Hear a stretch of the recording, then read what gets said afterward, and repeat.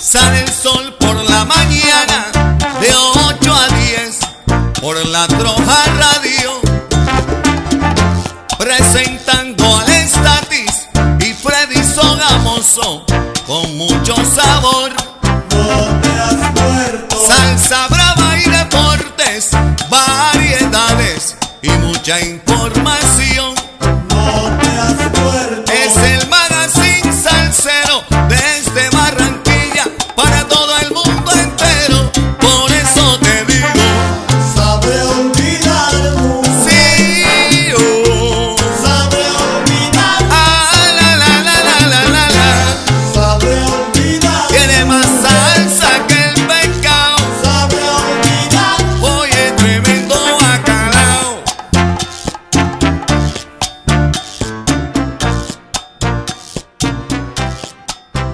te has muerto. En Sale el Sol de la Troja Radio continuamos en la búsqueda y encontrando personajes que han contribuido y siguen contribuyendo a escribir la historia, no solamente de la Colombia musical, sino también de la Colombia deportiva. Hoy hemos invitado a Agustín Garizábalo Almarales, quien a través de esta charla iremos descubriendo todo lo que este señor le ha aportado al fútbol colombiano y al fútbol internacional. Bienvenido, Agustín, a los micrófonos de Sale el Sol, de la Troja Radio y a nuestro canal de YouTube. Muchísimas gracias por la invitación. La verdad, para mí, yo me considero un bendecido porque he tenido la suerte de poder intervenir, apoyar y mejorar la calidad de vida de varias familias de la costa y de Colombia. Bueno, Agustín, sabemos que usted es nacido en Soledad, la tierra de la butifarra. Sí, señor. Yo nací en la primera calle de Soledad, allá donde queda el mercado.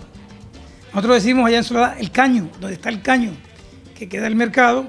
Más arribita está la iglesia y la plaza. Eso significa pues todo un fabulario que implica haber nacido a la orilla del río y a la orilla del mercado. Llegaba mucha gente, se escuchaba mucha música de cualquier tipo de modalidad y uno se encontraba permanentemente con gente del interior, con extranjeros, con gente que llegaba por el río, gente que venía. Entonces eso de alguna manera me abrió todo un mundo, ¿no? Por mi casa habían 5 cantinas que todos los días se llenaban porque la gente vendía sus elementos en el mercado y se ponían a tomar. Entonces uno todo el tiempo estaba escuchando música, uno iba por ahí con su ruedita, su palito y el clavito, y uno estaba escuchando permanentemente la música cubana, las rancheras de Antonio Aguilar, el vallenato viejo y toda esa serie de imágenes que trae un sitio de esa naturaleza. Cuando niño, ¿cuál era su sueño? No, inicialmente mi papá siempre me insistió en que él quería que yo fuese abogado. Mi papá estaba muy relacionado con el tema político, aunque nunca fue, pero tenía muchos amigos políticos y por eso quería eso, pero yo siempre quise ser como periodista, me atraía mucho eso de escribir, de contar cuentos, de dar noticias, y siempre quise. Cuando terminé el bachillerato tuve la intención, pero por cuestiones económicas no pude, pero Gilberto Marenco Vetter trabajaba en Diario del Caribe. Yo era amigo de una cuñada de él, y que es Mimi, y Mimi pues me puse de acuerdo con él. Él me pidió que le diera la hoja de vida para ver si de pronto podía entrar a Diario del Caribe, pero la única oportunidad que había era entrar como vendedor. Entonces él dijo, arranca por ahí, después te acomoda. Pero te cuento que me fue muy bien como vendedor, entonces me quedé ahí. Usted es egresado del Instituto Pestalozzi. Sí, señor. O sea, yo inicialmente estudié en el Colegio Salcedo en Soledad, la primaria. Hice los primeros 3 años en el bachillerato de Soledad y rematé en el Instituto Pestalozzi. En su paso por el Diario del Caribe, ¿alguna vez escribió algo o se le dio por esto de ser periodista, o simplemente siempre se quedó en la parte comercial? A pesar de, obviamente, relacionarse todos los días con los grandes periodistas que había en este diario ya desaparecido. Bueno, sí, la verdad es que esa era la intención, por eso entré ahí. Entonces, yo toda la vida he estado desarrollando una actividad y simultáneamente he estado publicando en periódicos, en revistas, y he estado participando en programas de radio. O sea que yo he seguido siendo periodista, pero nunca me han pagado por eso sí es verdad.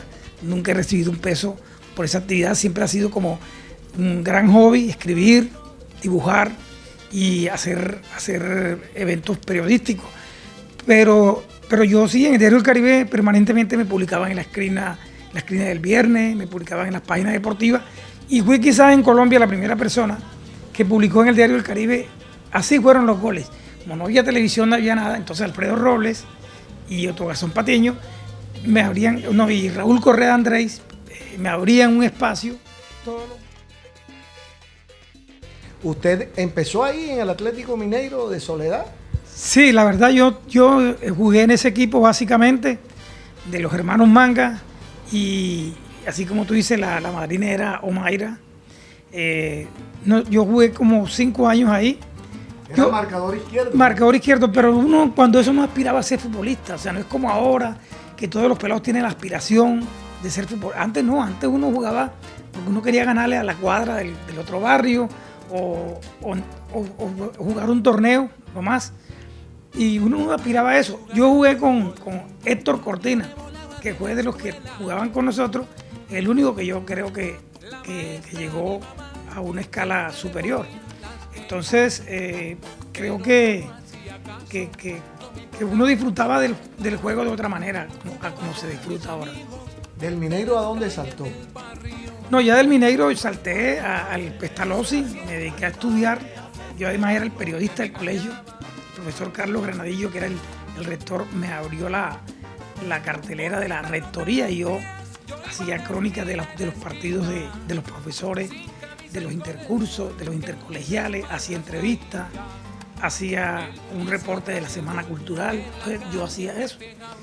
O sea que esa inquietud siempre la he tenido, pero siempre he querido tener como cierta independencia, y por eso no me he preocupado porque me paguen y someterme de pronto a una línea, sino que he colaborado cuando se ha podido, perfecto, y cuando no ha habido problema. Hasta ahora no he necesitado realmente pues tener esa actividad como algo principal. Bueno, ya luego de su paso por Diario del Caribe en la parte comercial, tengo entendido que usted se convierte, empieza a hacer sus pininos como técnico de fútbol.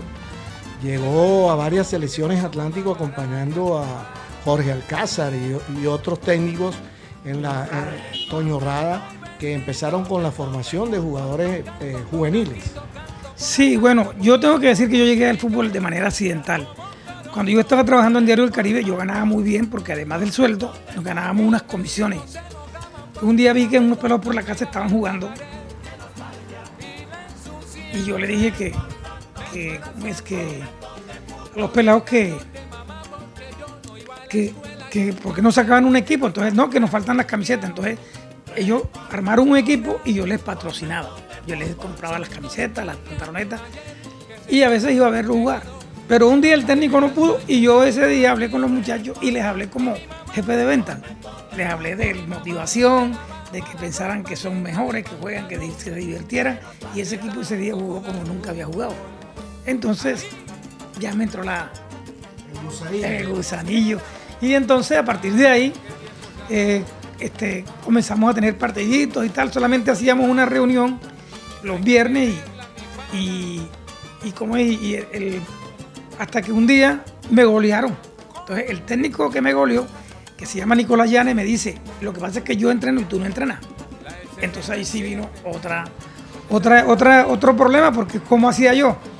Vino Luis Alfonso Marroquín a Barranquilla, y yo fui a hacer ese curso, y entonces empecé a aplicar me enloquecí comprando libros, buscando apuntes, hablaba con los técnicos del junior profesional.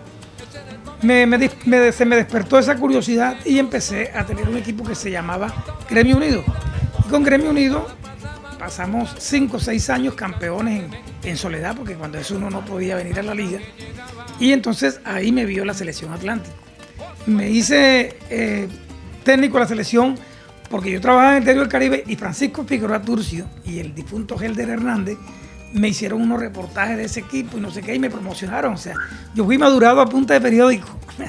Como yo no había jugado fútbol, pero entonces ellos me mostraban, entonces de la liga me llamaron y empecé con Jorge Alcázar y a partir de ahí pues hasta el sol de hoy. ¿Qué jugadores tenía en esos momentos usted? Así que recuerden que hoy en día de pronto o marcaron alguna historia en el fútbol.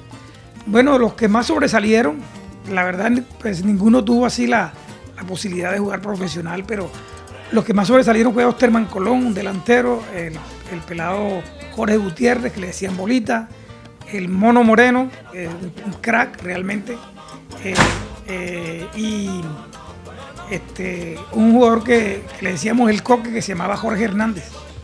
Fueron los que más se destacaron, y un arquero que también era beisbolista, que se llamaba Francisco Murillo. Entonces, eso bueno, en ese momento era muy difícil que un jugador de las divisiones menores llegara al fútbol profesional. Siendo técnico usted de la selección de Atlántico, ¿obtuvo algún título a nivel nacional? Bueno, a mí me dieron una selección infantil y fuimos subcampeones en el año 95. Después en el 97 hubo una especie de reto de la Liga de Fútbol. Yo cuando se escribía en el Heraldo y publiqué un artículo que se llamaba La Liga de Fútbol, crisis dirigencial. Y tiraba una carreta de que no conocían la historia, de que no sé qué. Entonces ellos, por retarme, y bueno, tú que sabes tanto, ¿por qué no diriges la selección? Entonces yo ese año dirigí y con el profesor Yuri Espitia, Fernel Díaz, Juan Carlos Blanco y Álvaro Núñez logramos el título en ese año. De un torneo que eran 24 partidos, eran partidos ida y vuelta, y quedamos campeones en Cúcuta, ganándole finalmente 2-1 a la selección de Norte de Santander. Entonces, a partir de ahí, bueno, volví a repetir el año que viene, el año siguiente, con la selección juvenil, quedamos subcampeones. Y a partir de ahí me nombraron coordinador técnico de todas las selecciones. Entonces, nosotros trabajamos con Carlos Padilla, con el profesor Alfredo Araujo, con el Álvaro Núñez, con una serie de entrenadores. Fernel Díaz también entró ahí y todos comenzaron a ser campeones. Hubo un momento en que yo acompañaba a Toño Rada, el coordinador era el profesor Antonio Julio de la Voz, y yo estaba en todos los cuerpos técnicos, con Jorge Alcázar, con Padilla, con Álvaro, con el otro, y en esos 5 años fuimos campeones en varias ocasiones. Bueno, luego de su paso por las selecciones Atlántico, siendo técnico, ¿qué siguió en la vida de Agustín Garizá? Bueno, yo siempre quise seguir estudiando, pero no podía, porque terminábamos una campaña y enseguida arrancábamos con otra, y el fútbol es así, el fútbol es de una manera delirante. Y resulta que me fui afianzando, pasé a Apuestas La Fortuna, un gran equipo, después pasé a Llantería Muñoz, Escuela Barranquillera, el equipo dental, Deportivo Barranquilla de la B, o sea, ya yo iba cada vez mejorando. Y finalmente, pues, el Cali, a través de ese permanecer en el fútbol, me llama para que haga parte del staff de veedores del Programa Nacional de Veeduría que ya ellos tenían montado.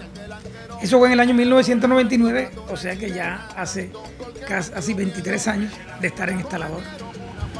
Bueno, ya cuando usted entra al Deportivo Cali, ¿cómo se le da a usted esa oportunidad de empezar a mirar jugadores y hacerlos figura? O recomendarlos y decir, bueno, este sí tiene, este no tiene, y tener ese ojo de águila para descubrir los cracks que usted ha descubierto en el fútbol colombiano. Bueno, yo digo que a mí me descubrieron. El director de divisiones menores del Cali se llamaba en ese momento Carlos Julián Burbano. Él fue el que me descubrió, porque él me encontró aquí en una charla que él vino a hacer acá, me conoció, comenzamos a tener contacto, él a preguntarme cosas, y finalmente él se dio cuenta que como yo estuve y estaba en todos los torneos nacionales, entonces ya yo conocía cómo era el tema del jugador bayuno, del antioqueño y todo lo demás. Entonces él me invita, él es el que me dice, tú estás bueno para hacer esta labor. Y yo quería ser entrenador como todos. Entonces él me invita y yo comienzo por ahí. Cuando yo voy a los 3 meses a la primera reunión que se hace en Cali, me doy cuenta de un detalle. Al término de la reunión, nos dijeron qué era lo que había que mirar, qué tipo de jugador querían. El director de las divisiones menores, el presidente de divisiones menores, era el doctor Marín. Y el doctor Marín me dice, profesor, ¿usted cree que en la costa hay talento? Claro, doctor Marín, todo el que usted quiera. Entonces me dijo, lo que pasa es que aquí estamos cansados del costeño. Los costeños juegan bien, pero vienen con la edad arreglada. Son irresponsables. Son tomadores de trago, mujeriegos. No le hacen caso a nadie. Y resulta que yo tenía ya 6 jugadores previamente escogidos y cuando él iba hablando yo iba descartando. Miércoles, este no, este tampoco. Y yo me quedé sin ninguno de los que tenía previamente elegidos. Y salí yo de la sede del Cali. Caramba, estos quieren un jugador de otro mundo porque todos los cracks que yo conozco son así. Díscolos, difíciles, se tiran la camiseta, llegan tarde. Entonces me tocó utilizar una estrategia que yo utilizaba cuando era jefe de ventas, que un profesor, apellido de Tancurra, allá en Bogotá, me dijo, cuando vayas a escoger a los vendedores, no solamente escojas a los que vendan más, sino a los que vendan mejor. Y yo, así, no, mira, aquel que vende más, vende cantidad, pero el que vende mejor, cuando se vence la suscripción, la mayoría se renuevan, el otro no. El otro vendió mal, vendió echando mentiras, por presión, por muchas cosas. Entonces yo apliqué lo mismo al fútbol. Yo dije, bueno, ya no es suficiente con mirar si el jugador es un cara en la cancha, sino qué hace en la cancha. Si entrena, cómo come, cómo vive. Y bueno, yo tenía ya unos fundamentos porque había tenido unas sesiones de terapia psicológica, que tenía una circunstancia personal. Y esas terapias psicológicas me sirvieron porque de alguna manera era como una metodología que utilizaba mi psicólogo y esa psicología de alguna manera, esa metodología de alguna manera yo la utilicé en el trabajo con los jóvenes. Entonces yo les preguntaba cosas, los retaba, conocía su casa, su familia, su entorno y de alguna manera yo decía, sí, porque es que hay como una continuidad. Hay como una permanencia de la idea. El tipo es obsesivo, es apasionado. Para mí finalmente eso es lo que marca la diferencia, porque hay jugadores muy buenos, pero no son apasionados, no les gusta entrenar, con cualquier cosita abandonan, quieren siempre lo cómodo. Entonces eso es lo que yo he aplicado en todos estos años. ¿Cómo fue ese inicio entonces de esa tarea? ¿Cómo empezó usted a recorrer las canchas, no solamente de Barranquilla, sino del departamento del Atlántico en general o de la costa en general? Bueno, ya yo solo venía haciendo como parte de los cuerpos técnicos de las selecciones de Atlántico. Yo tenía la parabólica puesta en los mejores equipos del departamento y de la región. Yo tenía contactos en cada sitio. Entonces la gente me decía, mira que tengo esto. Entonces yo ahí me movía como pez en el agua. Lo otro es en la metodología, como no había todavía una cuestión de coaching, que ahora se habla de coaching, y hay una teoría al respecto, en ese momento no existía. Yo me dejé llevar por ensayo-error, mucho de intuición, mucha lectura de otras cosas, de literatura, de mucho cine, y muchas cosas que finalmente eran cosas humanas que yo aplicaba al quehacer futbolístico. Y ahí creo yo que empecé a aportar un componente que antes no se estimaba, sino que era un exfutbolista que venía a enseñarle fútbol a los jugadores y más nada. Pero yo comencé a hablar de presentación personal, de música, de la parte personal, de quedar bien ante la gente, de la imagen. Entonces eso me ayudó bastante. ¿Cuál cree usted que ha sido, por qué usted ha tenido tanto éxito en la federación, en la parte de descubrir jugadores? ¿Cuál ha sido el punto clave? Yo creo que yo he sido muy apasionado en lo que yo hago. O sea, yo nunca me he sentido trabajando en lo que hago. Para mí esto es mi pasión. Porque yo esto ni siquiera lo hago para sacar un jugador, lo hago por conocer la historia. O sea, si este muchacho juega bien, a mí me interesa, yo quiero saber cómo vive, qué hace, qué lo motiva. Y entonces sé tocar en el momento preciso las cuerdas esas psicológicas de que el jugador se está cayendo y se impulsa y sigue adelante, que ese jugador empiece a no mirar pensando en mostrarse, no, sino venga, usted tiene que trabajar callado y con calma, porque las grandes obras de la humanidad se dieron fue siempre en silencio y con mucha calma. Entonces, tranquilo y espérate, no importa que no juegue, y espérate, o sea, siempre acompañando a él, a la familia, porque los papás se desesperan. Entonces, yo creo que esa vocación que tengo yo de meterle mucha pasión a lo que yo hago, soy apasionado en lo que hago, yo no me importa y soy feliz levantándome un domingo a las 6 de la mañana, porque a las 7 tengo que estar en una cancha. Me parece fantástico. O sea, para mí no es ningún esfuerzo y eso se lo transmito yo de alguna manera al jugador. O sea, hay cosas más importantes que ganar cosas. Es que tanto puedes dar en una labor. Entonces, ellos les enseño eso, que tanto puedes ofrecer tú en esa labor. Los jugadores se dedican a dar alegrías, a dar ganancias para la gente. Entonces, ¿qué tanto estás dispuesto para eso? El problema no es cuánto me voy a ganar ahí, sino qué tanto puedo aportarle a la gente. Y eso nunca se te va a acabar el trabajo porque siempre vas a poder aportarle a los demás. O sea, usted llega a una cancha y usted hace una preselección, usted primero empieza a observar detenidamente. ¿Cuál es el proceso que lleva usted para seleccionar al jugador y decir, este es? Bueno, yo creo que para esto hay que tener un don. Yo creo en eso. Como el futbolista tiene que traer un don. Que el don no significa que tenga talento, porque para mí el talento es el resultado de todo un proceso. Él tiene el don, tiene una habilidad, unas cosas que no tienen los otros. Yo también traje eso. Si no me hubiera preocupado por mejorar mi capacidad de lectura, de poder, de un golpe de vista, entender muchas cosas, eso me lo da la lectura, el cine y conocer mucha gente capacitada. Entonces, igual mis terapias también. Entonces, todo eso junto produce una persona capaz de escuchar y capaz de ver lo que los otros no están viendo en el momento, sino a futuro. Entonces, yo creo que lo más importante para mí es haber encontrado la metodología de acompañar con paciencia, de decir, hombre, yo tengo ese don, pero ese don hay que mejorarlo con otras cosas, con mucho conocimiento. En el Cali he aprendido muchísimas cosas que me han dicho mis jefes, mis otros entrenadores, todo lo que yo veo. Y poco a poco he ido elaborando una teoría que he ido escribiendo, que he ido publicando en El Heraldo y en muchas revistas. Y bueno, tengo ahora, pienso, un discurso sólido.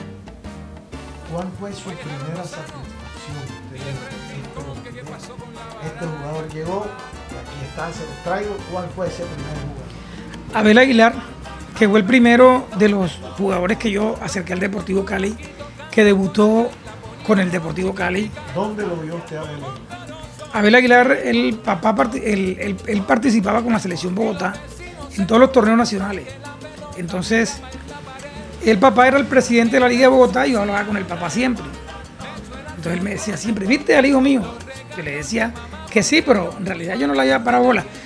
Y finalmente cuando ya yo era veedor del Cali, el papá me dijo, y yo entonces sí le puse cuidado y resulta que era un buen jugador. Entonces yo lo acerqué al Cali a través de también en compañía del profesor Jorge Gallego, que era el veedor nacional en ese momento. Y la satisfacción es cuando yo veo que Abel Aguilar sale a jugar por primera vez al fútbol. Ahora, esa es la satisfacción como veedor. Como entrenador, mi primera gran satisfacción fue Ricardo Siciliano, que fue el primer jugador en el cual yo intervine en su proceso y que logró jugar profesional. O sea, el día que debutó Siciliano para mí yo no dormí el día anterior porque pues, tenía uno esa ilusión de que el pelado le juega bien, venía de Selección Colombia y todo. Entonces, realmente esa es una magnífica sensación. ¿Dónde encontró usted a Ricardo Siciliano? Ricardo yo lo vi en una selección Atlántico. Él estaba practicando con la selección Atlántico, venía de un equipo que se llamaba Escuela La 24. Y bueno, conocí ahí en la selección, yo estaba ahí como parte del cuerpo técnico. Y hubo una vez la posibilidad de pasarlo de la Escuelita La 24 a Apuesta a la Fortuna y entonces ya yo fui su entrenador directamente. Y una pregunta, ¿cómo sabe usted en qué puesto va a rendir más el jugador? Porque posiblemente hay jugadores que han empezado como mediocampo, pero terminan siendo centrales o terminan siendo marcador derecho. ¿Cómo se enfoca usted y decir, bueno, usted lo envía al Cali y les dice, bueno, este va a servir para esta posición, este va a servir para aquella posición? Normalmente yo veo a los jugadores hasta 3 años muchas veces. Entonces tengo chance de ver y volverlo a ver y darme cuenta de muchos detalles. Le voy indicando cosas, le hablo con los entrenadores. O sea, a mí me toca ser muy cercano al entrenador, al dueño del equipo, a los papás, a veces hasta a los amigos. Porque esto es de todo, o sea, esto es finalmente, como te digo, el talento, digo yo, es un producto. Entonces, ese don que uno trae es el que uno tiene que poner al servicio de los demás. Pero eso hay que organizarlo. Si tú no lo organizas, ese don se pierde. Entonces, ¿qué hacemos nosotros? Miramos cuál es el potencial del jugador. Y ya ahí viene el oficio. Tanto fútbol que uno ha visto, tanto análisis que uno ha hecho, tantas reflexiones que uno ha escuchado de otros entrenadores, de libros que uno ha leído. Entonces, ¿no será que? Entonces el pelado dice, sí, bueno, si él copia, perfecto. Y muchas veces el jugador ya está en el puesto en el que finalmente yo lo he llevado. Yo le voy a ir diciendo nombres y usted muy corto me va a decir dónde los encontró. Empecemos. Freddy Montero. Freddy jugaba en la escuela de Toto Rubio. Yo iba entrando al Estadio Moderno a ver un torneo de ACEFAL y el periodista Cheo Feliciano me dijo, mira el número 17 de Toto Rubio. Yo quizás lo hubiera visto, nadie sabe. Yo le puse cuidado, porque yo sé que Cheo tenía buen ojo. Y preciso, me gustó. Feliz casi caminando, marcaba la diferencia. Entonces un día, él fue con el colegio a Cali y yo anuncié que él iba para allá, tenía apenas 13 años. Y allá lo fueron a ver y tal, y lo organizaron y finalmente me dijeron que él regresaba al siguiente año. Él se fue a los 14 años recién cumplido para la ciudad de Cali. Freddy Montero. Pipe Pardo. Pipe Pardo era un jugador que, pese a que vivía en Valledupar, él nació en Bogotá. Nació en el Chocó, vivía en Bogotá y pasó a vivir en Valledupar. Después, una persona de Valledupar, que era muy amigo del Ringo Amaya, se lo trajo a Barranquilla como refuerzo de un equipo. Entonces Pipe Pardo siempre nos goleaba a nosotros. Y hubo un momento que yo tuve decía, hombre, si no puedes con tu enemigo, únete a él. Entonces lo que hice es que me lo llevé para el Cali. Juan Guillermo Cuadrado. Juan Guillermo fue un caso bien peculiar porque venía del Urabá, venía un equipo que se llamaba Manchester de Urabá. Entonces, también yo llego un día al Moderno, encuentro que hay varios buses de Baranoa. El equipo de Baranoa, no, es un equipo de Urabá que está bajado allá en Baranoa. Entonces se venían, el alcalde tenía varios pelados en su casa, entre ellos Cuadrado, el alcalde, señor apellido Durán, Wilson Durán, y resulta que él pagaba una serie de buses y todo el mundo venía a apoyar al equipo. Entonces yo ahí comencé a seguir a Cuadrado. Después Cuadrado regresó a su base, regresó en Sincelejo, lo volví a ver. Entonces, una serie de momentos y finalmente él se queda en Cali casi 6 meses con el profesor Nelson Gallego. Nelson Gallego cuando sale del Cali habla con la mamá del pelado y se lo lleva para Medellín. Porque Nelson con razón me decía, si lo dejamos aquí, nadie le va a parar bola. Era un peladito flaquito, con mucho problema de comportamiento también. Entonces, entre Nelson Gallego y su familia, ayudaron mucho a Cuadrado a hacer lo que es hoy. Michael Ortega. Bueno, Michael también, cuando yo estaba siguiendo a Freddy Montero en Toto Rubio, un papá, apellido Carvajal, me dijo, profe, en el equipo de los pequeñitos hay un peladito que le dicen Maradonita. Entonces yo fui a verlo y era Michael, ese día hizo 4 goles y no sé qué. Entonces yo iba a ver a Freddy y procuraba siempre mirar también la otra categoría. Y así fuimos dándole, pero Michael era flaquito y pequeñito. Entonces todo el mundo decía, no, pero con esa estatura no va a llegar. Con esa estatura no va a llegar. Y en esas fuimos trabajándolo hasta que un día lo vimos jugando en un partido que botó como 6 goles. Él era el que encaraba, pero la bola pegaba en el palo, la sacaba el arquero. Y entonces yo le dije a un amigo, ese es el que me voy a llevar. Pero ¿cómo te vas a llevar ese pelado malo si perdieron por él? No, pero es el único que aparece, los demás no existen. Eso tiene que mejorarlo. Entonces lo llevamos a Cali. Y allí fue con un proceso. Inclusive fue de refuerzo con un equipo de pie a cabeza de Valledupar, lo vieron allá en Cali. Fue poco a poco, llegó el maestro Arboleda, los vio y le dio el aval de que sí, que podía estar en el Deportivo Cali. Normalmente los jugadores que usted ha descubierto y ha llevado siempre han sido a la parte ofensiva.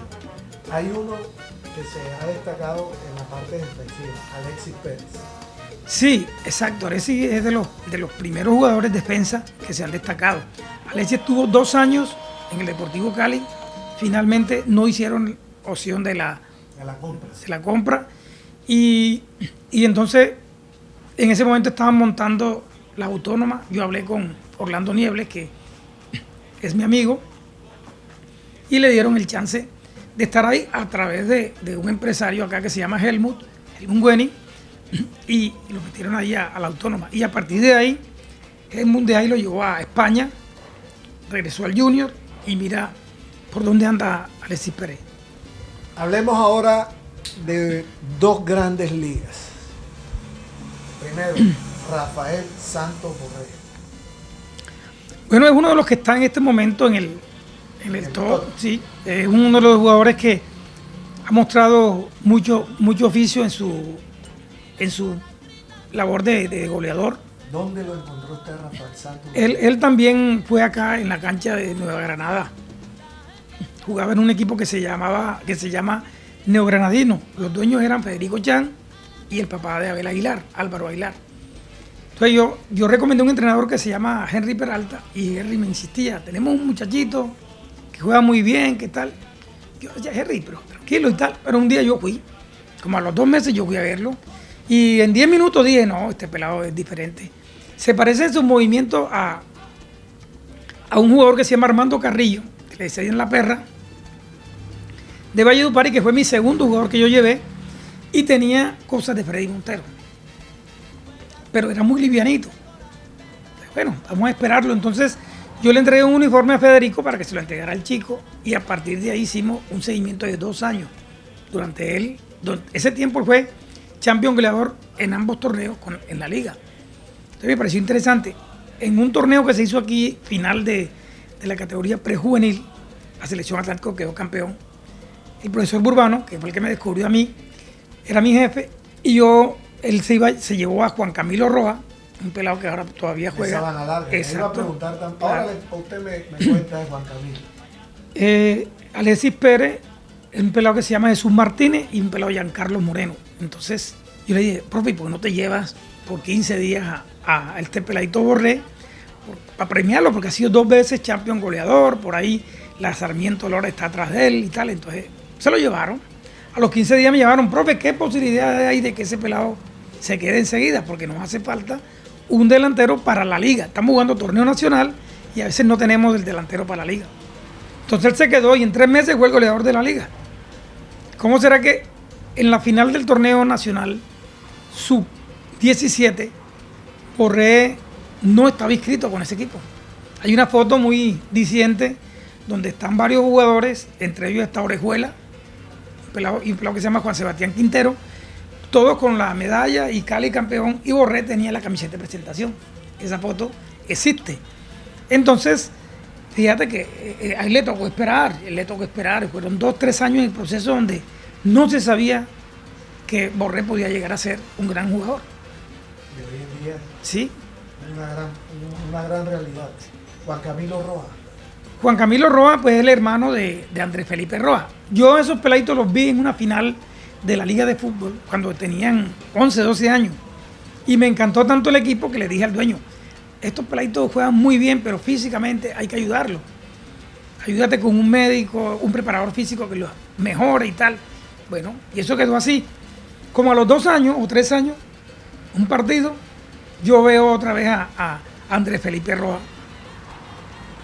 Y le pregunto, oye, ¿y ese pelado, cómo hiciste con ese muchacho? No, yo hice lo que usted me dijo. Yo contraté a un preparador físico y conseguimos un médico y le hicimos un trabajo. Entonces, ese fue Andrés Felipe. Y el hermano jugaba con la selección Atlántico. De Sabana Larga. Y en la selección Atlántico fue uno de los jugadores más destacados de ese torneo y fue uno de los que el profesor Urbano me dijo que quería ver allá en Cali. Llegamos al number 1, al número 1, al que hoy en día todos estamos mirando, que hoy en día los ojos de todos los colombianos tenemos fijadas las esperanzas en esta nueva etapa de la selección colombiana? Luis Fernando Muriel. Bueno, Luis Muriel también es una historia bien bonita, porque Muriel jugaba en un equipo de Santo Tomás, yo dirigía la escuela barranquillera, por ahí siempre quedaba una pelota por ahí y nos metía el gol, no se movía mucho y decía, pues este gordito, le decían valenciano. Se parecía. Sí, siempre nos mete goles, pero yo no le paré tanta bola, pero después un momento que yo hablé con el dueño para que ese pelado fuera a la escuela barranquillera, y ya iba para la escuela barranquillera cuando Álvaro Núñez habló con los papás y se lo llevó para el Junior. Álvaro trabaja trabajando con Junior. Entonces ya yo le perdí la pista. El pelado pasó 4 años en Junior. Un día me enteré que no estaba yendo a entrenar, que se había dejado de entrenar, que había tenido un inconveniente. Y Álvaro Núñez lo invitó a que jugara con la escuela barranquillera un torneo amistoso que se llama el torneo Cepal. Entonces ahí vino el Cali también a jugar y el profesor Cruz, Jorge Cruz, lo vio y me dijo, ojo con ese pelado, me parece interesante. Hombre, sí, profe, pero ese pelado es del Junior, no podemos meternos ahí porque hay que respetar eso.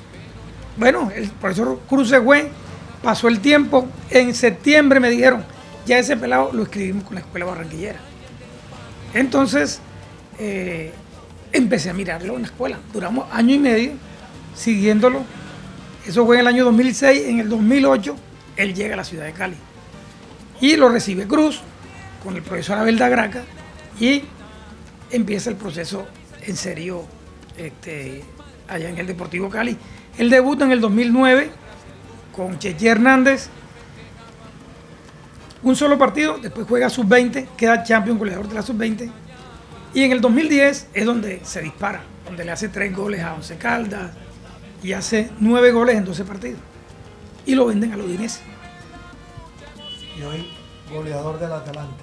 Sí, yo creo que no ha llegado a su techo, pero lastimosamente no empezó cuando yo pensé que iba a empezar. O sea, de todos modos hubo unos años donde Muriel no alcanzó el nivel que tenía que tener. Pero tiene chance de llegar a ser uno de los jugadores más importantes del mundo si sigue como va. De toda esa plejada de jugadores que usted tuvo, ha visto, algunos que usted diga, este pudo haber llegado y no llegó. Bueno, es difícil porque yo no apuesto, o sea, yo acompaño y sugiero y estoy ahí, pero lo último que yo hago es decir, este es. Inclusive yo luego les refiero esta historia de que había un pintor que pintaba unos cuadros muy lindos en Grecia y un día y él ponía los cuadros a que se secaran al sol. Un día un amigo se le acercó y le dijo, ¿cómo se te ocurre poner ese cuadro ahí? ¿Tú qué quieres que se lo roben? Él dijo, falta la firma. Entonces yo decía, lo último que yo pongo es la firma, porque es que yo no sé, faltando 10 días yo me doy cuenta que no es. Bueno, profe, otro jugador muy interesante que hoy en día está triunfando en México, William Tecillo. Bueno, William es un caso excepcional, ejemplar.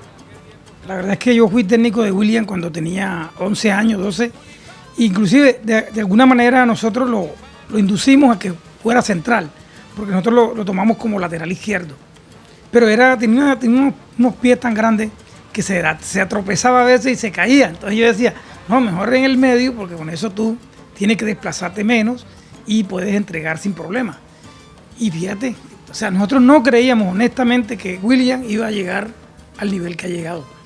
Y resulta que un día me llama el dueño de Boca Juniors de Cali para preguntarme qué sabía yo de William Tecillo. Entonces yo comencé a recomendárselo porque a él le había hablado el periodista Armando Ortega, le había dicho, mira, que el jugador y tal. Entonces él me preguntó a mí, pues porque sabía que yo conocía cómo era el tema.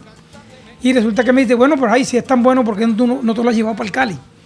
Entonces yo le digo, hombre, don Hernando, lo que pasa es que él le faltan cosas. Y esas cosas las puede obtener en su equipo, porque allá una cantidad de morochos y tal, y al pelado le falta es despertarlo, porque el pelado es muy buena gente, muy sano, y así se hizo.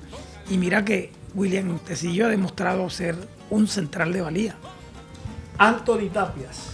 Hombre, Anthony Tapias para mí pudo haber sido el primer jugador que tenía que pasar al exterior, porque a los 17 años Anthony debuta con una clase, con una técnica de pateo única.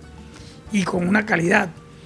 Pero lastimosamente él no entendió que no era suficiente con lo que mostraba en la cancha, sino que también tenía que mostrar otras cosas, manejar otras cosas, ya la parte de su imagen, de que no se engordara, una serie de cosas. Y finalmente siempre fue un buen jugador, donde jugó, siempre hizo cosas importantes, pero no despegó como todos esperábamos que lo fuera. Anthony, ¿dónde lo vio usted? Anthony jugaba en un equipo que se llamaba San Judas Technicolor. San Judas, él es la cancha de la liga. Él siempre fue buen jugador. También estuvo en la selección Atlántico. Y bueno, yo tuve la oportunidad de hacerle bastante seguimiento, porque casi que semanalmente lo veíamos. Y un día vino Nelson Gallego a ver una veeduría y a los 5 minutos me dijo: sácame a ese muchacho, sácalo. ¿Pero por qué? ¿Qué pasó? No, porque es que por estar viéndolo a él no veo a los otros. Ya, ese me lo voy a llevar, 5 minutos. Y 2 días más y el pelado ahí en la banca y papá, profe, ¿pero por qué no lo ponen a jugar? Y yo dije: profe, ¿por qué no lo ponemos a jugar? Me dijo: no, de pronto me decepciono, no, déjalo ahí, déjame que lo quieto, ese me lo llevo. Sí, güey, Gallego muy inteligente para escoger y muy sabio en ese sentido. Bueno, de toda esa gran cantidad de jugadores que usted vio, que tuvo, que llevó, algunos de pronto tenían la calidad y no pudieron llegar. Bueno, la verdad es que yo no apuesto, no acostumbro a apostar. O sea, lo mío es el día a día. Yo no tengo ni siquiera una ambición de que yo quiero ser el veedor de tal equipo, no, nada. O sea, yo nunca he tenido como ese sueño de llegar a algún lado, sino de tratar de disfrutar al máximo el momento presente y tratar de dar lo máximo en mi labor. Entonces yo procuro que el jugador también capte eso. Algunos lo han captado, otros no. Entonces yo no apuesto y no digo, este va a ser, no. Hey, vamos a emprender un trabajo. Tú vas haciendo, yo te aporto algunas cosas. Ahora mismo estamos, por ejemplo, trabajando bastante al jugador Andrés Juan Arroyo, que en este momento está jugando en la selección Colombia Sub-20 y que es del Cali. Casi todos los días, 2 o 3 días estamos hablando. Oh, vi tu partido, hiciste esto. O sea, estamos siempre hablando del momento presente. ¿Qué es lo que se puede intervenir? No me gustó que entraste frío, entraste desmotivado, o me gustó mucho lo que hiciste. Entonces, ese es el trabajo. Yo no sé si algún día Arroyo será un jugador fuera para el exterior, pero en este momento cumplimos con apoyarlo en lo que es. Entonces, yo no he apostado. Sin embargo, yo siento, por ejemplo, que hubo unos jugadores que yo en su momento vi, como por ejemplo en la selección Atlántico, un muchacho, Rubén Darío Gamboa, que alcanzó a jugar en Junior, tenía una estampa, jugador. El mismo César Poveda pudo haber sido mucho más de lo que finalmente fue. Y diría, por ejemplo, un Santiago Silvera, que también tenía algunas condiciones por su talla y todo, que estuvieron ahí, pero no fueron jugadores que marcaron mucha diferencia. ¿Usted cree que ha faltado trabajo en las divisiones inferiores en el fútbol colombiano para que haya una verdadera renovación? Yo creo que sí, yo creo que ha faltado más que nada inversión. O sea, aquí todavía somos muy dados a creer que el talento se da como la verdolaga, que es silvestre. Y yo partí de ese ejercicio, ¿no? La suerte mía es que yo me di cuenta en algún momento que el talento no nace con la persona, sino que el talento es una construcción. Entonces tú tienes una habilidad, pero si a esa habilidad tú le pones trabajo, disciplina, competencia, carácter, conocimiento, apoyo, eso termina finalmente en una confrontación. La única manera de saber quién es talento es ponerte en situación de competencia, no hay otra. Cuando te pones en esa situación de competencia, si tú tienes todo eso y muestras que eres, entonces sí eres. Y lo he dicho varias veces. Un hombre, por ejemplo, viene codificado para ser papá. Tiene todos los elementos para hacerlo. Pero mientras no muestre un hijo, no es papá. Entonces, igual, mientras tú no te destaques en un torneo importante, mientras no entres a la élite del fútbol, para mí no eres talento. Pudiste haber sido. Pudiste haber tenido muchos dones, pero ¿Qué pasó? Los perdiste, no los utilizaste. Entonces, en nuestro medio se cree eso, de que el jugador nació talento, entonces ya. No. A partir de ahí es que, ¿qué vas a hacer con eso? ¿Qué vas a hacer con ese don? Es lo más importante. Pues si lo tienes, pero no lo mejoras, no te sintonizas con lo que hay que hacer para entrar a esa élite tan difícil, te vas quedando. En cambio, tanto por mi parte y por parte del Cali, porque el Cali sí trabaja eso. El Cali, los técnicos le siguen al jugador como si fuera profesional. Y el comportamiento, competencias, van a hacer competencia al exterior, comen bien, los ponen en situación siempre de competencia. Entonces, obviamente, esa es la razón por la cual varios jugadores nuestros se han sostenido en ese nivel. Usted hace parte de una institución llamada Deportivo Cali que tiene toda una estructura de club, de un verdadero club, que forma jugadores. El caso particular lo estamos viviendo, que usted es el veedor del Deportivo Cali, y mire toda esa plejada de jugadores que usted ha llevado a las filas del Deportivo Cali y que han sido triunfadores. En el fútbol colombiano, ¿cree usted que el único club es el Deportivo Cali, el verdadero club estructurado en toda su organización? Bueno, tiene el fundamento de un club porque inclusive los directivos se ponen ahí por votación. O sea, tiene socios que son los que eligen cada 4 años a las personas que gobiernan el club. Y lo otro es que sí, ellos hicieron el esfuerzo de tener su estadio, tienen sus sedes y tienen las divisiones menores como una unidad de negocio, que es muy importante. Pienso que otros clubes como Envigado también tienen alguna estructuración, Medellín, ahorita Nacional se está organizando, Junior hace unos 5 años empezó a organizarse y ya empieza a obtener algunos frutos. Entonces ya se dieron cuenta, lo que pasa es que el Cali lo está haciendo hace más de 20 años. Entonces a mí me han ofrecido de otros clubes, inclusive eso lo iba a preguntar, ofreciéndome más dinero de lo que yo me gano, pero el Cali tiene ya la mecánica, tiene la estructura y yo gozo de la credibilidad allá. Entonces eso es un elemento que no se puede desechar tan fácilmente. En estos momentos usted me nombró un jugador que está trabajando. ¿Qué otros jugadores tiene usted así puesto su ojo de águila?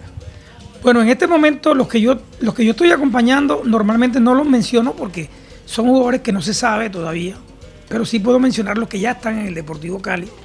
Nosotros tenemos en este momento en Bogotá Fútbol Club a 2 muchachos de Sincelejo, uno que se llama Rafael Tapia, que es un delantero, y un 10 que se llama Onel Acosta.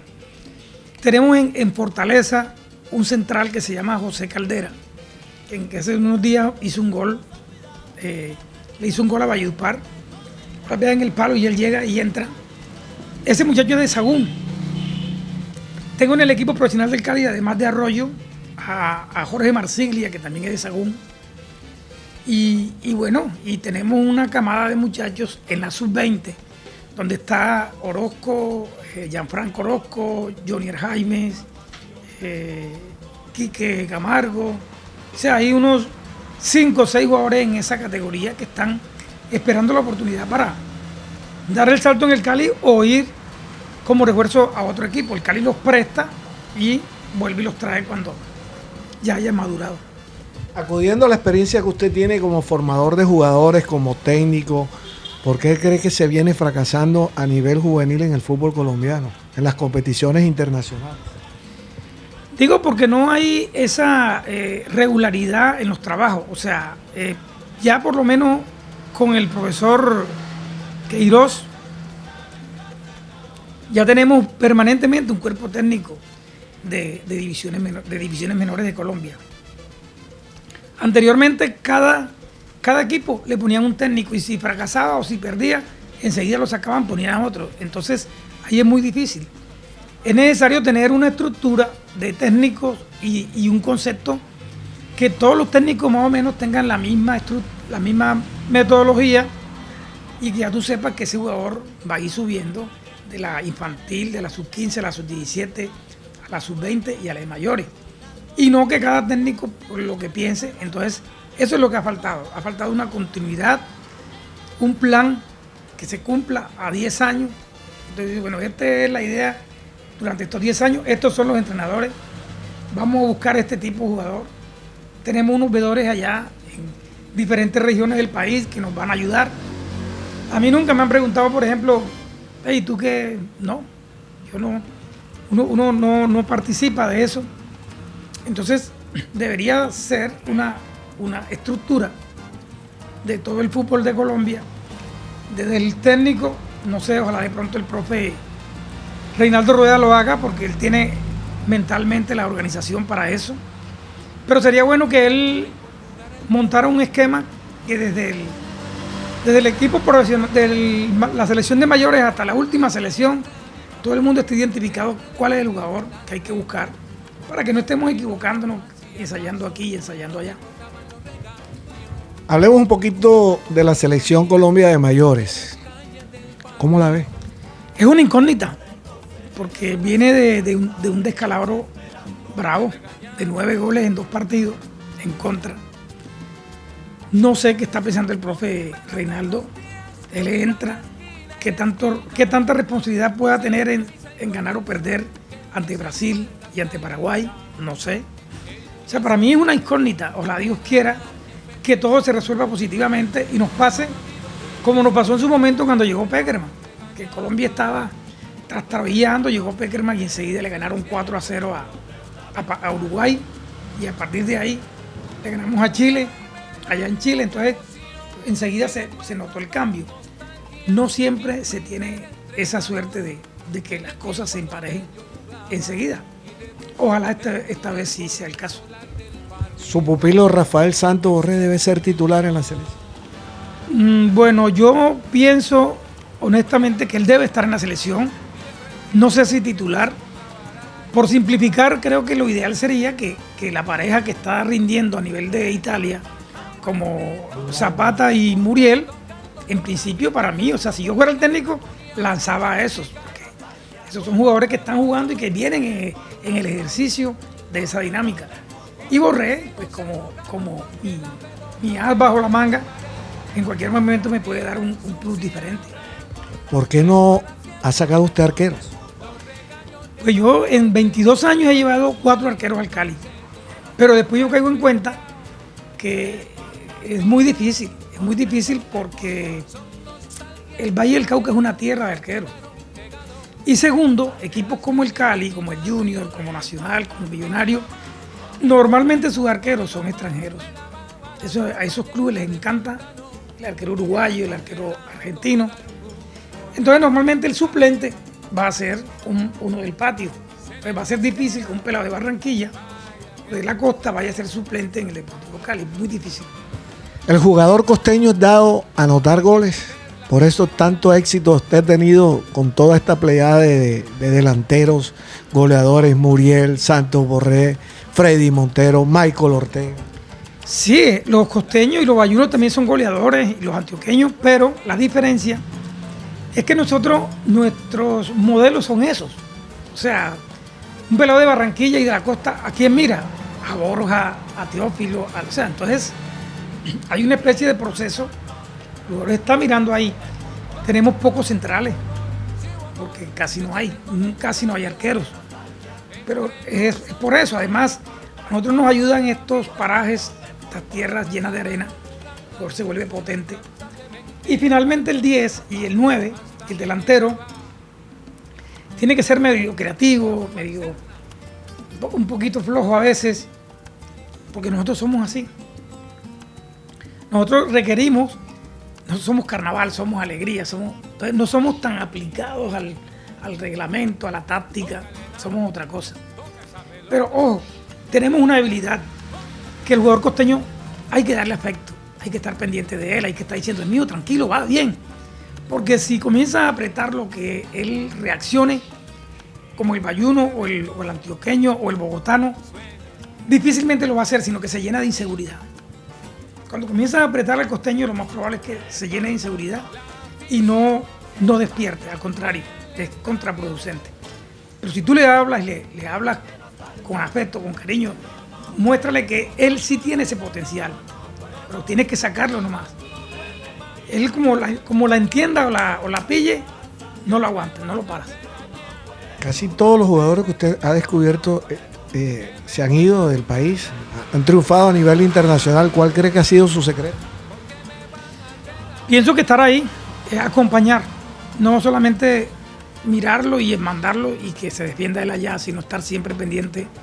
Y yo creo que también el Cali como institución, pero creo que el jugador nuestro tiene ese plus que le hace falta a esos equipos de allá del Valle del Cauca. Ellos son muy aplicados, muy disciplinados, muy tácticos, pero siempre requieren de ese que se salga de la norma. Pero como te digo, creo que el plus ha sido ese estar ahí, ese aspecto, estar pendiente, escucharlos, hablar con los papás, hablar con los amigos, saber cómo es el tema. Porque finalmente triunfa el que tiene una buena historia que contar. Y la historia como es, como un rompecabezas, tú comienzas a poner ficha por ficha y vas construyendo el rompecabezas y hay un momento que tú dices, este es el man. Bueno, ahora vamos a hacer un cambio de frente. Vamos a hablar de una afición que usted tiene. Usted es un melómano absoluto. Le fascina la música y para eso viene nuestro compañero Alexander Tandis. Bueno, la otra faceta que vamos a conocer del profesor Garizabalo tiene que ver con la música. Él lo mencionó en el principio de esta entrevista. Nació en un entorno en donde se escuchaba mucha música, allá en su natal Soledad. ¿Cómo es este asunto de su afición, su gusto por la música, por coleccionar, por gustarle los distintos ritmos afrolatinos? Bueno, usted lo ha dicho. Yo nací en una calle que era una caja de música. Teníamos, todos esos sectores estaba lleno de pura música, de salsa, de boleros, rancheras. Y bueno, me acostumbré a escuchar el oído se educa para eso. Y yo no es que sea un coleccionista, porque yo entiendo lo que hacen los coleccionistas. Ellos tienen sus códigos, que el coleccionista tiene que tener que el long play tiene que ser original, tiene que tener el detallito tal, que no puede sonar así, sino así. Yo no, ese tipo de coleccionista no soy. A mí lo que me gusta es la música y me gusta organizarla. O sea, más que coleccionarla, me gusta programarla. Ese es lo que yo soy más que nada. Un programador, yo cojo 30 temas y trato de ubicarlos de tal manera que suene bien la programación. Inclusive yo tuve 4 años un programa en Madrigal Estéreo, se llamaba Clásico, Solo Clásico. Y alguna vez con Andrés Salcedo y Sarmiento Coloey participé en un programa durante 2 años que se llamaba La Cháchara los sábados en Emisor Atlántico. Y yo tenía una sesión que se llamaba Curiosidades Musicales, porque me gusta investigar, bueno, y ese quién canta ahí, y investigar un poquito más, y quién toca la conga, y quién hace, esa cultura musical, que uno es tan neófito en eso, tan desconoce tantas cosas. Entonces me gusta, y bueno, es una forma de regalarle alegría a la gente. Usted ve aquí que yo tengo un parlante, y todos los días, lo primero, la misma vecindad me dice, ¡ay, la música! Porque yo a veces pongo salsita, a veces pongo música venezolana, a veces pongo bolero, a veces pongo baladas, pongo musiquita de Estados Unidos, gringa. Entonces a la gente le gusta, pero más que coleccionista yo soy un programador. Me gusta saber colocar los temas de tal manera que no moleste a escuchar siempre lo mismo. Usted está describiendo un melómano, es el que le gusta toda clase de música. Bueno, pero hay un gusto dentro de ese carácter de melómano. ¿Hay algún aire o un ritmo musical que le atraiga más que otro? Yo no soy muy consciente de eso, pero yo creo que con base en lo que normalmente escucho cuando estoy solo, creo que mi preferencia es el bolero. Y sobre todo el bolero ese montuno, que es un bolero un poquito rítmico, si no es el bolero triste, no, sino el bolero tipo Carmen Delia de Finí, ese tipo de bolero de Bienvenido Granda, pero esos que son más musicales, Tito Rodríguez, los boleros que canta Vladimir con Oscar de León. Ese tipo de boleros me encanta. Y muchas mujeres cantan ese tipo de boleros. Toña la Negra, ya dije Carmendelia, María Elisa Landín, la de aquí de Barranquilla, Estercita Forero. Entonces es fascinante porque es bonito cuando yo pongo y la gente pasa por aquí, vendedor o un vecino me dice, oiga, buena, qué buena música. Es bonito eso porque es también una manera de expresarse uno. O sea, un bolero rítmico, bolero montuno, bolero chat, como se le llama en la música. ¿Alguna preferencia en cuanto a orquesta? Ya nos mencionó intérpretes, vocalistas. Orquestalmente algo de preferencia, porque también a veces uno gusta por determinada agrupación musical. Para mí, yo creo que la orquesta reina es la Villos Caracas, o sea, como orquesta, porque de pronto la Sonora es mucho más en cuanto a sonido, tradición, los cantantes que estuvieron, pero lo que era la orquesta como tal, la Villos, era palabras mayores. De la época de la Big Band. Exactamente, que eran unas tremendas bandolas y entonces tenían a Felipe Pirela, a José Luis Rodríguez, a Cheo García, a Memo Morales, a la Víctor Pérez. Entonces uno se da cuenta y entonces llegan otras orquestas que son como los blancos, como los melódicos, como la Orquesta de la Playa, que terminan de alguna manera siendo como una especie de hijas de la Villos Caracas. Entonces para mí, por esencia, la orquesta de la Villos se lleva todos los honores. Y en cuanto a orquesta o música colombiana, ¿qué preferencia o qué gusto tiene? Bueno, la música colombiana parece mentira, pero yo prefiero la música del interior. Me gusta mucho lo que son los pasillos, los boleros, ese tipo de música que es lo que se consideraba inicialmente como música colombiana. El vallenato me gusta, pero el vallenato viejo.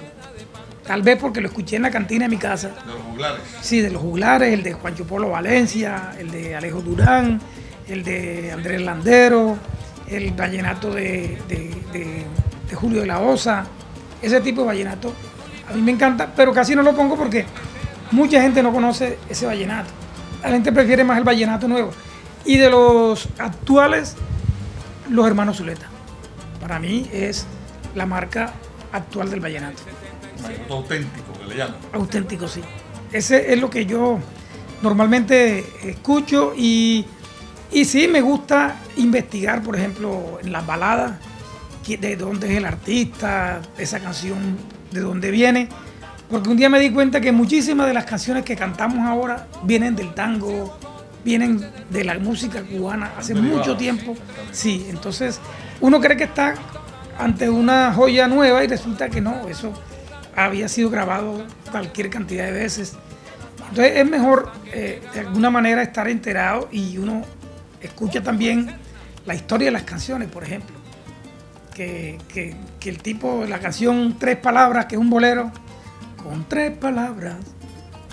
Esa canción, que era un médico que en el consultorio, la muchacha que limpiaba ahí, ay doctor, ¿y por qué no me compone una canción a mí? Él dijo, ¿tú crees que eso es fácil, nena? No, doctor, si usted con tres palabras hace una canción. Por ahí la cogió. Bueno, y finalmente, profesor Garizábal, ¿cómo entiende uno combinar esas dos pasiones? Lo de la parte deportiva con lo de la parte musical. Dos pasiones que usted tiene. ¿Cómo se combina eso? Yo no las divido, o sea, yo creo que uno es una unidad. Por eso le dije, la combinación. Exacto, es una unidad. Yo soy escritor, básicamente. Soy una persona que medito bastante, que escribo bastante, que tengo muchas reflexiones. Me gusta la música, me gusta el cine, me gusta la buena comida, me gusta todo lo que sea bueno. Es más, yo digo que no, cazatalento de fútbol, pero también yo veo a alguien que canta y yo, o sea, me inclino por eso, o sea, me apasiona ese tipo de talento de cualquier cosa que se haga. Entonces, yo creo que uno es una integralidad. O yo realmente lo que hago es que me expreso y como yo considero que yo soy talentoso también, Entonces yo me identifico con el talento. Eso es inevitable. Siempre decimos nosotros, jugador talento, papá talento, familia talento, equipo talento. Porque si no, ese proyecto se puede dañar. Su despedida para los oyentes, bueno, el hasta luego para los oyentes y para nuestros televidentes. Bueno, me he disfrutado esta entrevista porque yo sé que hablar de La Troja es hablar del swing, de lo bacano, de lo chévere. Mire que me puse hasta el gorrito y todo porque yo pienso que estos somos nosotros, eso somos nosotros. Nosotros, el fútbol nuestro tiene que ser así también. El jugador tiene que salir a la cancha a expresar lo que es el costeño. Alegría, carnaval, vacile, bacanísimo. Porque si perdemos esa autenticidad, ya no somos nosotros. Entonces es mentira que no, que ahora todo el mundo tiene que jugar igual a los europeos. No, llegará un momento que ya no exportaremos jugadores a Europa porque ya los europeos se han puesto las pilas y se entrenan y juegan como nosotros. Pero nosotros queremos jugar como ellos. Entonces ahí está la contradicción más grande del fútbol de Colombia. La pasión del fútbol es el gol, es el fútbol, es el gol.